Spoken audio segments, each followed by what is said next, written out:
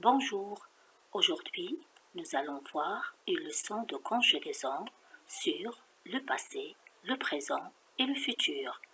Nous allons apprendre comment différencier entre les temps et quels sont les indicateurs de temps qui nous aideront à le faire. Vous êtes prêts? Commençons.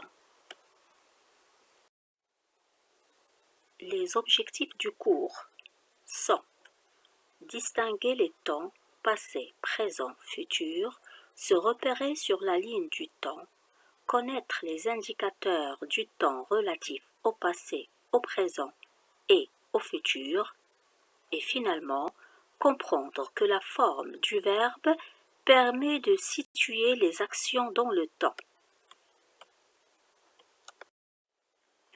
Abordons dans un premier temps le temps d'une phrase à partir de 3 exemples. Premier exemple. Quand j'étais bébé, j'adorais la tétine. Cette phrase est au passé. Elle annonce que l'action s'est déroulée il y a quelques années. Maintenant, je suis un jeune enfant qui aime l'école. Cette phrase est au présent. Elle annonce que l'action se déroule en ce moment.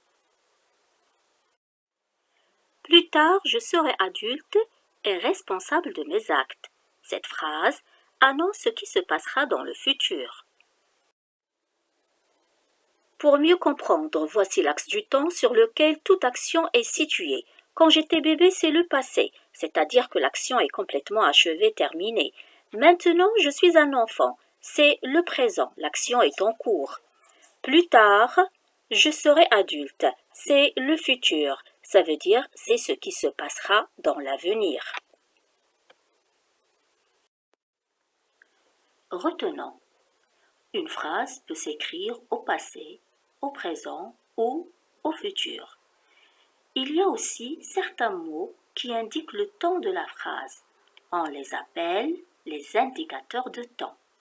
À titre d'exemple, nous avons des indicateurs qui montrent le passé. Avant, hier, l'année dernière, autrefois, il y a longtemps. Pour le présent, nous trouvons aujourd'hui, maintenant, en ce moment, actuellement. Et finalement, pour le futur, on utilise bientôt, plus tard, après-demain, dans une semaine, etc. Passons tout de suite à l'exercice. Pour mettre ceci en application, voici des phrases. Pour chacune d'elles, tu repères l'indicateur de temps et ensuite tu dis à quel temps est située l'action. Mets pause pour réfléchir.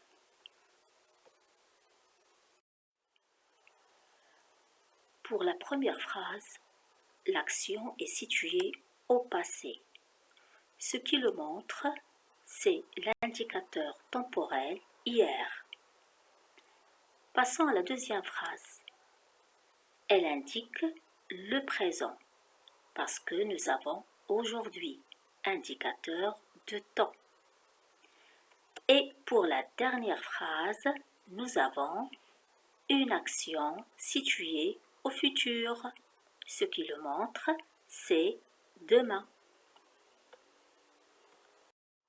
Nous continuons nos exercices avec les phrases suivantes. Lola lit une histoire merveilleuse. Tu m'aideras à résoudre ce problème. Les enfants ont aimé ce conte.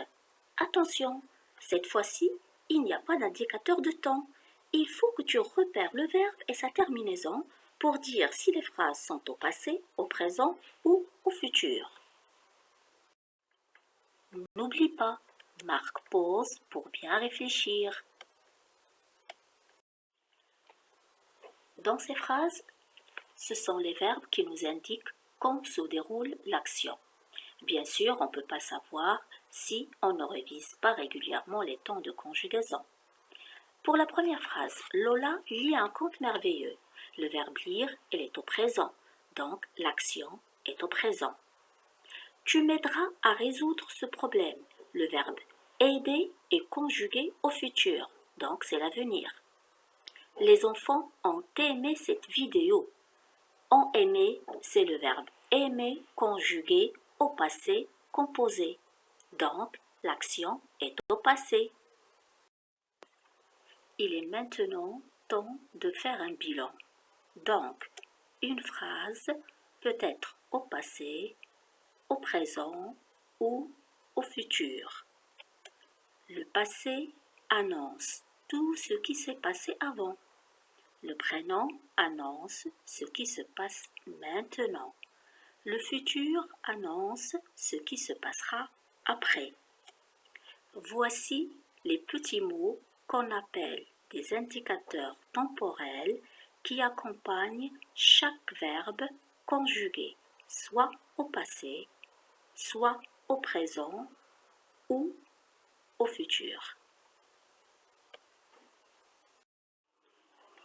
Au revoir et à la prochaine.